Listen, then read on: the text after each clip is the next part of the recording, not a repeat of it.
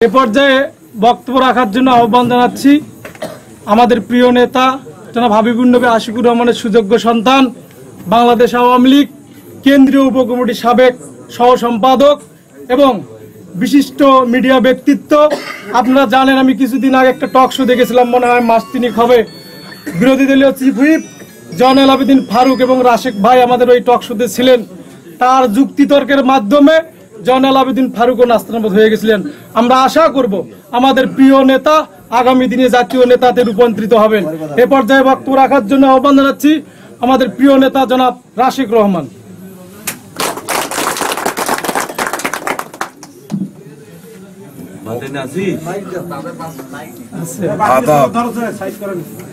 নমস্কার। বক্তৃতা দেওয়ার কোনো সুযোগ নাই, আমার গলার খুবই অবস্থা খারাপ।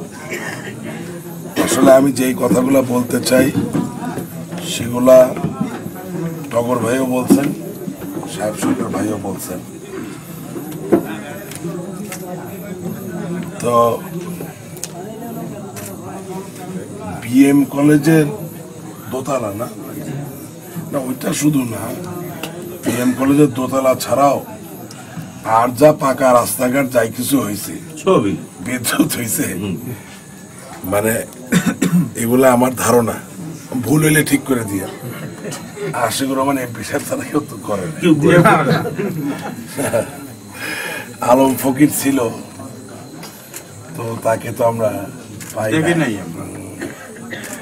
আবার চাঁদপুর থেকে মিজানুর রহমান চৌধুরী আইসা ভোট নিয়ে গেছে, সেখানেও তো আমরা পাই নাই।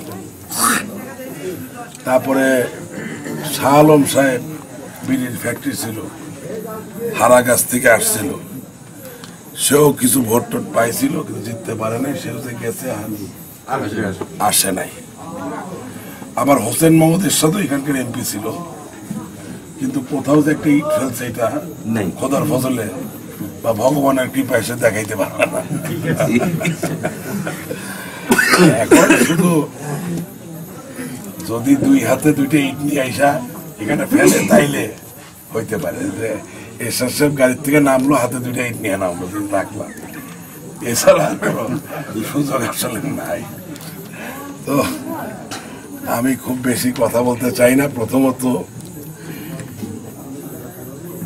বঙ্গবন্ধুর কন্যা, বাংলাদেশ আওয়ামী লীগের সভানেত্রী জননেত্রী শেখ হাসিনার পক্ষ থেকে আশিকুর রহমান এমপি সাহেব, ওনার পক্ষ থেকে এবং আমার পক্ষ থেকে আপনাদেরকে আজকে শারদীয় দুর্গাপূজার দিনে অনেক অনেক অভিনন্দন এবং শুভেচ্ছা জানাতে চাই।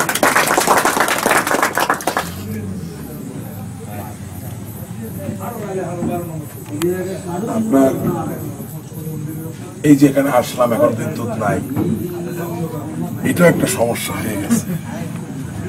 কারণ যখন রাস্তা ছিল না, যখন বড়বালা থেকে মিঠাপুকুর যাওয়ার জন্যে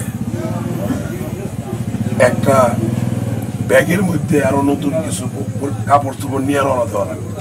অর্থাৎ আপনি মিঠাপুকুরে পৌঁছাইতে পৌঁছাইতে আপনার কাপড়ে কাদা লাগবে, ময়লা লাগবে, ওইটা বদলাইয়া আবার সরকারি কাজ শেষ করে বাড়িতে ফিরতে হবে।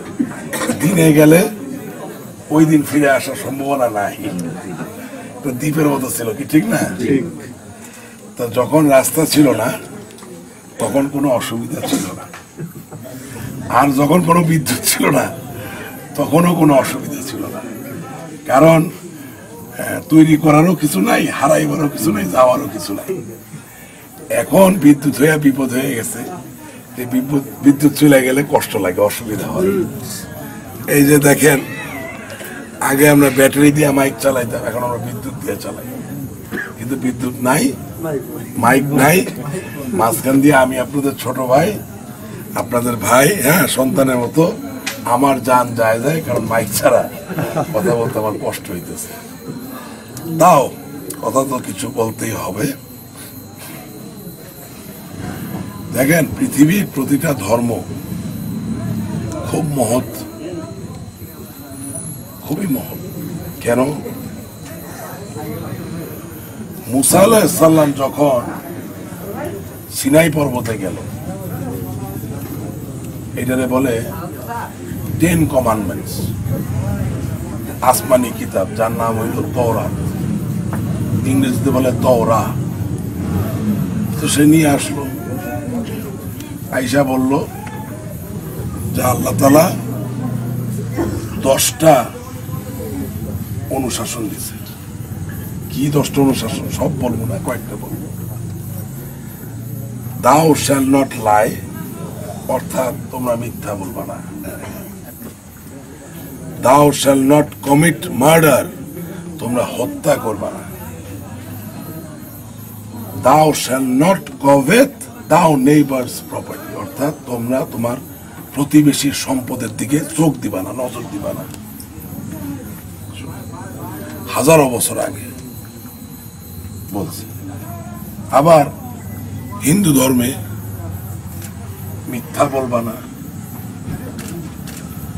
হত্যা করবা না, চুরি করবা না, প্রতিবেশীর সম্পদ হরণ করবা না। কথাগুলো এক না? আবার আমার মুসলমান ভাইরা যারা এখানে আছে, আমাদের ইসলামে কি বলছে? মিথ্যা বলবা না, হত্যা করবা না, চুরি করবা না, পরের সম্পদের আমানতের খেয়ানত করবা না। পৃথিবীর প্রতিটা ধর্ম মহৎ, মহান, মানুষের কল্যাণ, মানুষের ভালোর জন্য কথা বলছে। আজকে মাননীয় এমপি মহোদয়ের পক্ষ থেকে আওয়ামী লীগের একজন কর্মী হিসাবে আপনাদের মাঝখানে আসলাম কেন? কারণ ওই যে অসুর যে মানুষের ক্ষতি করতে চাইছিল, এই পৃথিবীর ক্ষতি করতে চাইছিল, তারে মা দুর্গা ত্রিশূল দিয়া বধ করেছে। তাহলে এটা একটা মহৎ পবিত্র দিন। সেই দিনে আপনাদের সাথে আমরা সংহতি প্রকাশ করব, এক হয়ে যাব, এটাই তো স্বাভাবিক। এই বাংলাদেশই তো আমরা গড়তে চাই, এই সোনার বাংলাদেশই তো আমাদের প্রয়োজন, তাই নয় কি? আজকের এই দিনে মা দুর্গা হাজার হাজার বছর আগে যে শিক্ষা আপনারা আমাদের দিয়ে গেছে, যে মহিষাসুরের অসুরীয় শক্তি ক্ষমতা বারবার পরাজিত হবে, পরাস্ত হবে সত্য ন্যায়ের কাছে। মা দুর্গার ত্রিশূল, মা দুর্গার হাত সাধারণ কোনো ব্যাপার নয়। তার সততা, তার ন্যায়, তার শুভ্রতার ধারক বাহক। এ কথা কেন বলি? আজকের দিনে কি অসুর নাই? অসুর কি চোখে ধরা পড়ে না? যে জমি দখল করে সে কি ভালো? যে আপনাকে রাত্রেবেলা ভয় দেখায় ছিনতাই করে সে কি ভালো? যে আপনার কাছ থেকে মিষ্টি মিষ্টি কথা বইলা ভোট নিয়ে গিয়া এমপি হওয়ার পরে আর আসে না, রাস্তা বানায় না, বিদ্যুৎ দেয় না, আলম ফকিরের মতো দৌড়ে দৌড়ে পালায় যায়, মিজান চৌধুরীর মতো পালায় যায়, সে কি ভালো? তারা সকলেই অসুর। এখন এই অসুরকে কিভাবে দমন করবেন? এই অসুরকে দমন করবেন ঐক্যবদ্ধ হওয়ার মধ্যে দিয়ে, সঠিক নেতা বাছাই করে নেওয়ার মধ্যে দিয়ে। আপনাদের আমি সাধুবাদ জানাই, আপনারা আপনাদের নেতা হিসেবে আশিকুর রহমান এমপি সাহেবকে বেছে নিয়েছেন। আজকে তার সন্তান হিসাবে, আপনাদের সন্তান হিসাবে, আপনাদের ভাই হিসাবে, মায়েরা আমার বিশেষত আপনাদের কাছে বিনম্র চিত্তে অনুরোধ করি, আগামী দিনের অর্থাৎ আগামী ডিসেম্বর মাসে যে সংসদ নির্বাচন আসছে, সেই সংসদ নির্বাচনে আবারও সঠিক নেতা হিসেবে আশিকুর রহমান এমপি সাহেবকে এবং শেখ হাসিনার হাতকে শক্তিশালী করবেন ইনশাআল্লাহ। পৃথিবীর নিত্যদিনের যে অসুর, তারা একা একা দমন করা যায় না। যখন সঠিক নেতা থাকে আর যখন আমরা ঐক্যবদ্ধ হই, তখন যে কোনো খারাপ শক্তিকে পরাজিত করা যায়, যে কোনো খারাপ শক্তিকে দূরীভূত করা যায়। তো আজকে খুব বেশি বক্তব্যের সুযোগ নাই, আমি নিজেও খুব একটা সুস্থ বোধ করছি না।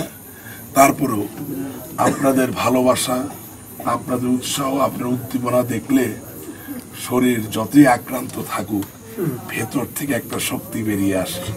সেই শক্তির কারণে আপনাদের সামনে কথা বলতে পারছি, আর ওই শক্তির নাম ভালোবাসার শক্তি। এই শক্তি অনেক সময় অস্ত্রের শক্তির থেকেও জোরালো, এই শক্তি টাকার শক্তির থেকেও জোরালো, এই শক্তি মাথার শক্তির থেকেও জোরালো। ভালোবাসা মায়ের সবচেয়ে বড় শক্তি, মায়ের সবচেয়ে বড় উপহার। এই ভালোবাসাকে জীবনের যে কোনো কাজে অবলম্বন হিসেবে গ্রহণ করেন, কোনোদিন আপনারা ব্যর্থ হবেন না, শুধু সফল থেকে সফলতরই হবেন। ভালোবাসাই হোক আগামী দিনে আমাদের সত্যিকার হাতিয়ার, সত্যিকার অস্ত্র। আজ এই দুর্গা পূজার দিনে এই হোক আমাদের শপথ, এই হোক আমাদের সংকল্প। যেই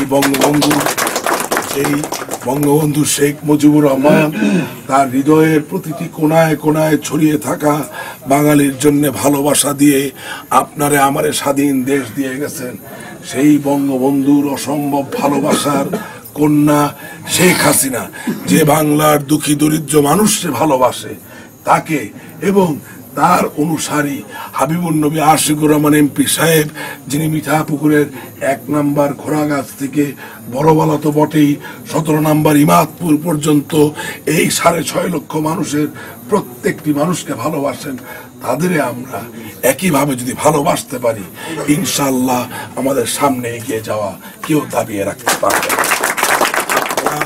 সকলে ভালো থাকবেন, আমার বাবার জন্য দোয়া করবেন, আমাদের প্রধানমন্ত্রী, আমাদের নেত্রী জননেত্রী শেখ হাসিনার জন্য দোয়া করবেন। সেই দোয়ায় ভালোবাসা প্রয়োজন, মমতা প্রয়োজন, নিবেদন প্রয়োজন, আন্তরিকতা প্রয়োজন, যাতে তারা দীর্ঘদিন বেঁচে থাকেন, সুস্থ থাকেন, আমাদের জন্য দেশ সেবা করতে পারেন, আর আমরা যাতে বারবার আপনাদের মাঝে ফিরে আসতে পারি। একটু পরে বিদ্যুৎ আসবে, হয়তো আমি চলে যাওয়ার পরে আচমকা অন্ধকার কেটে যাবে। আমি মনে প্রাণে দোয়া করি আপনাদের জীবনে ভগবানের কৃপায়, আল্লাহর রহমতে, ঈশ্বরের ইচ্ছায় যার জীবনে যতটুকু অন্ধকার আছে, লাগবে না লাগবে না লাগবে না, আল্লাহ রহমতে, ঈশ্বরের ইচ্ছায়, ভগবানের কৃপায় আমি দোয়া করি আমাদের যার জীবনে যতটুকু অন্ধকার বা কালো আছে, এই আচমকা যেমন অন্ধকার দূর হয়ে গেল, ঠিক একইভাবে আচমকা সেই অন্ধকার এবং কালো যাতে দূর হয়ে যায়। আপনারা অনেক ধৈর্য সহকারে আমার কথা শুনেছেন, পিন পতন নীরবতায় ধৈর্য ধারণ করেছেন, তাই এই ভাঙা কণ্ঠস্বর নিয়েও আমি স্বাচ্ছন্দ্যে কথা বলতে পেরেছি। এর জন্য আমি কৃতজ্ঞ, আপনাদের ধন্যবাদ জানাই। আপনারা সকলে ভালো থাকবেন। জয় বাংলা, জয়।